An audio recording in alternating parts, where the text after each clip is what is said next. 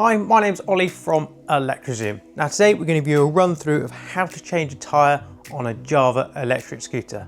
The process for this, the JIVR, is very similar to a couple of other scooters out there, so it's relatable. So whether it's the Decent, Riley, or a couple of other models, the process is very much the same. We're going to do the front, as the front is a little bit more challenging just due to access and the fact that's the powered motor wheel.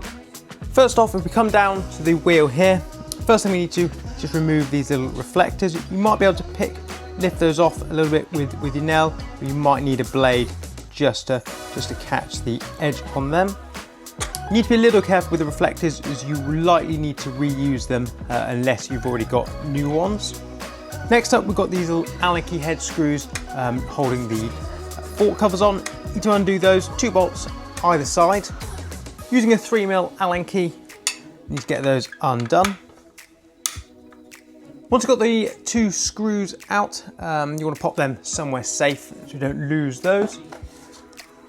You will notice there's a little rubber bung just here. You do need to take that out, so you can sort of try pick it out with a blade, or if you've got a pick, that might be the best option. Removing the rubber bung reveals another Allen key head, another 3mm. So again, undo that. Once you get it off, you'll start to see the fork cover coming off nice and easy. It's just there covering the metal fork. Once that's done, you can see it's revealed the forks themselves. We've got the 2 nuts either side holding the wheel on. One of them without a wire, one with a wire. So we need to be careful how we get this off on the right hand side. So you need an 18mm spanner for this. A ratchet or a socket will work, but only on one side. It does need to be a spanner for access on the right hand side with the motor cable.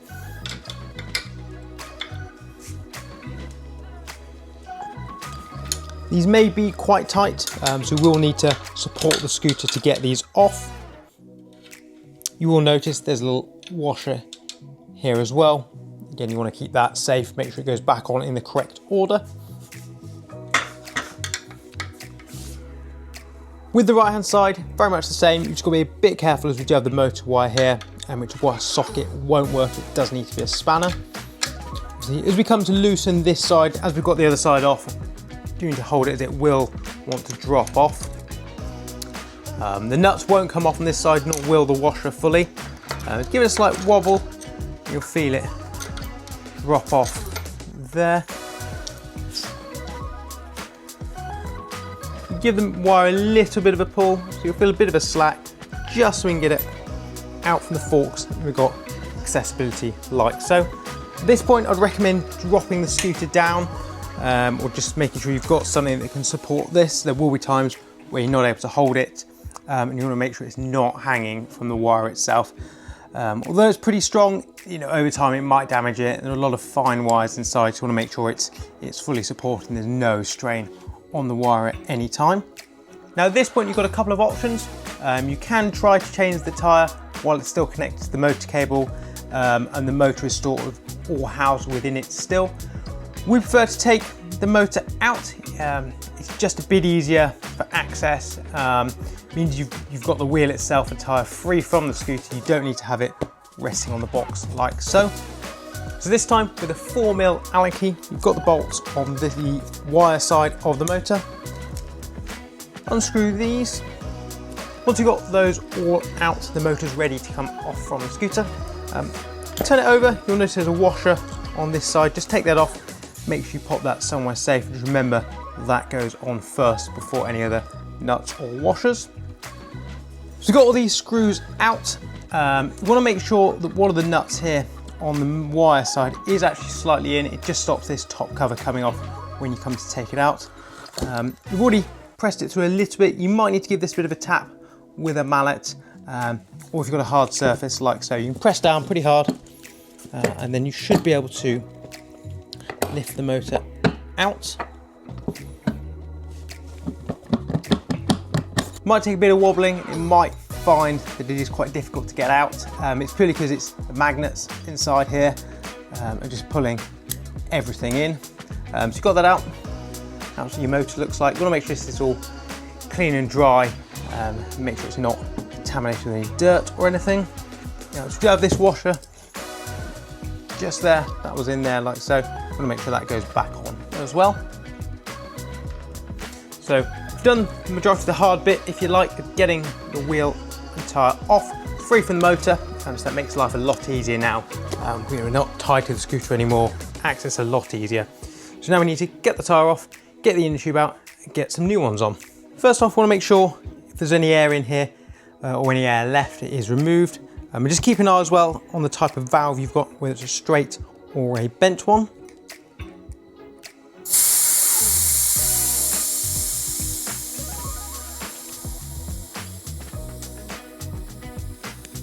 Give the tyre a bit of a squeeze as well while the air's coming out, just get the last bits free. Once that's done, we can start to take it off the rim itself. Now obviously if you know your tyre's damaged beyond use, the inner tube is definitely damaged as well. You don't necessarily need to be as careful, you can cut them off if you want, if you know you're going to put a new tyre and inner tube back on. But if not, if you want to reuse at least the tyre, obviously in this case we've got a good tyre here still, you want to make sure that you're careful with it, you don't damage it. That's where a couple of flathead screwdrivers come in use. Again, if you know you've definitely got a broken inner tube, you don't necessarily need to be as careful, because obviously if that's going in the bin and you're putting a new one on, just get it over like so, give it a bit of a squeeze, work away all the way around. So once you get it to this stage, pretty much pull the whole thing off. And there we go, we've got the wheel, tyre and the inner tube still in there. Putting the tyre and inner tube back on, got your tyre. You may want to use a new tyre if it's particularly worn or has visible signs of damage. If it's in pretty good condition, like this one, you can still reuse it. But generally, we recommend a new tyre whenever you're changing an inner tube, unless it's particularly new. Then we've got the inner tube itself. We want to make sure it's a like for like. So if you've taken one off with a bent valve, for example, make sure it does have a bent valve. And in this case, we've got an inner tube here, which is 10 by 2.125. In its case of putting it back on, there's a couple of ways people do this. Some like to put the inner tube on the tyre first and feed the valve in. Some like to put the inner tube into the tyre and then put it on. We'll go for that method. It's also worth noting on the JIVR at least, the tyres are not directional, so there's no left and right side here, so it doesn't matter which way you put them on, which does make life a little bit easier. Feed the inner tube into the tyre. Want to make sure it's not twisted or knotted in any areas. Make sure it's all clear when you put it back onto the actual wheel. So then the most important thing, and first of all, is getting the valve in place. So you can line that up, press that in like so. Might take a bit of wiggling to get that into position.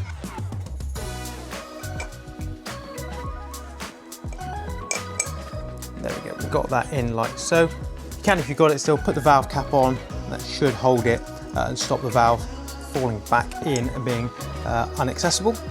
Now you might need to use a bit of lubrication to get the tyre back on to the rim.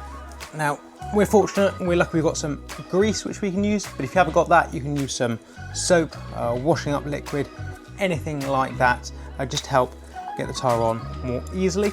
Obviously, if you're going to use some grease, recommend wearing some gloves. Don't need lots, I just need a little bit just on the lip of the tyre. Spread that around with your finger. Once you've done that on one side, the tyre should slot in at least that first side a little bit more easily. There we go, that's in on one side. You can see the tube's popped out a little bit, just tuck that back in. In this case, just getting the other side in. Again, a little bit of grease on the inside of the tyre just there, just to help it sit back in place. You might need a cloth just to wipe any excess away. But again, you can use washing up liquid or something of a similar nature. In this case, just make sure the inner tube's tucked right the way in. And then getting the tyre into place. It will be a little bit fiddly. And you might need, where possible, sometimes another pair of hands is useful, but if you haven't got it, you can always use your feet just to hold the tyre in place while you work your way around. Once you've got it in a little bit, you can then use the screwdrivers just to get that last bit over the edge.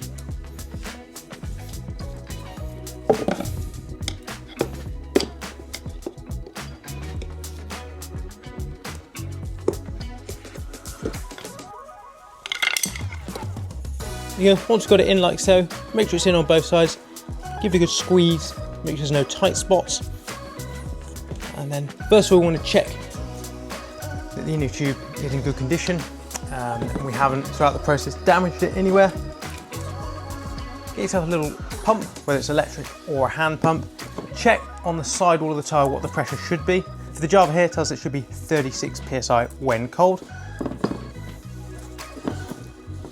Let's give it a bit of a wipe as well if you've got any excess grease on there.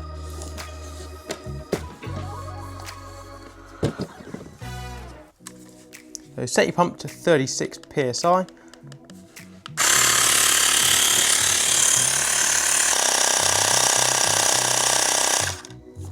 Now if you want, you can go up a little bit more, so we've gone to 38, just because when we come to take the pump off, we will lose a little bit of pressure, so it'll probably net drop down to about 36. Once we've done that, we'll to make sure it feels nice and solid all the way around. The tyre is sat comfortably on the wheel there.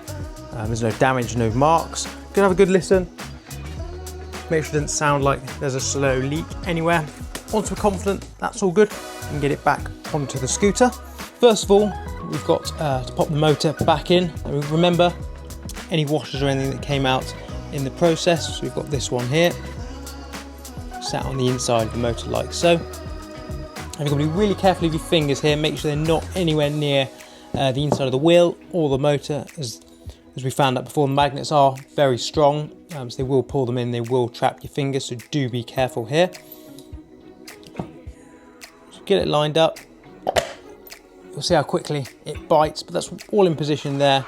And we can press that down, line it up, and get those screws back into place. Now here you might need a mallet or something similar just to tap these down. Make sure this is lifted up so this isn't touching a hard surface or the ground when you tap this in. Just work your way around the motor cover. Once they're all lined up, we can look to put the screws back into the motor to get that held in place. Put them all in, nip them up, then go around to a final tighten. All the bolts and screws you take in and then put back in should go in relatively easily.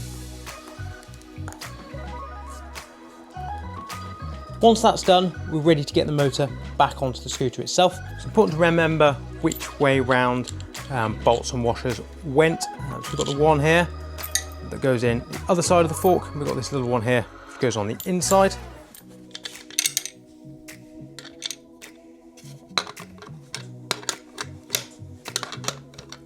You want to make sure the whole time while you're tightening you are pushing it up to make sure it is held right up at the top position. So these are nuts that do need to be pretty tight, so make sure they are firmly tightened. Give the wheel a spin, make sure it's not catching on anything, it all feels normal.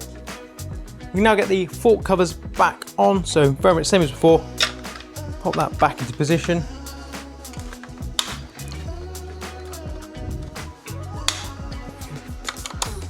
Now, same from before, we've got our reflector stickers. If you do need more, we've got them, so you can order those, but obviously you can save them if you need to.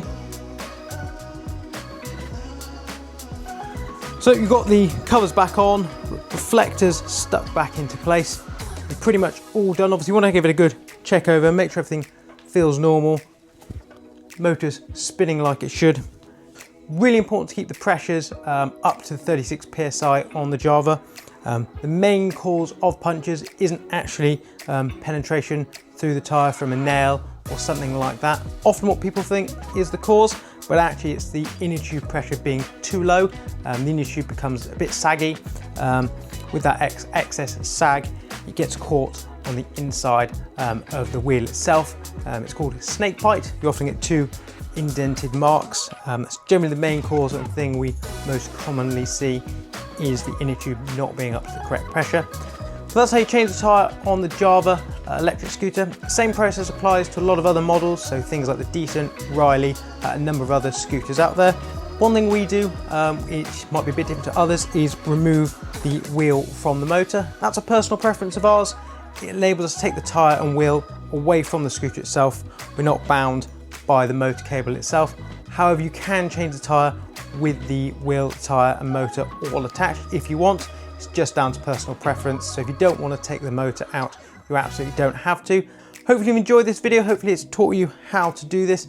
Process for the rear wheel is very similar, although a lot simpler in terms of you haven't got the wire or anything like that from the motor at the front. And access is a bit easier with it being a spoked wheel as well.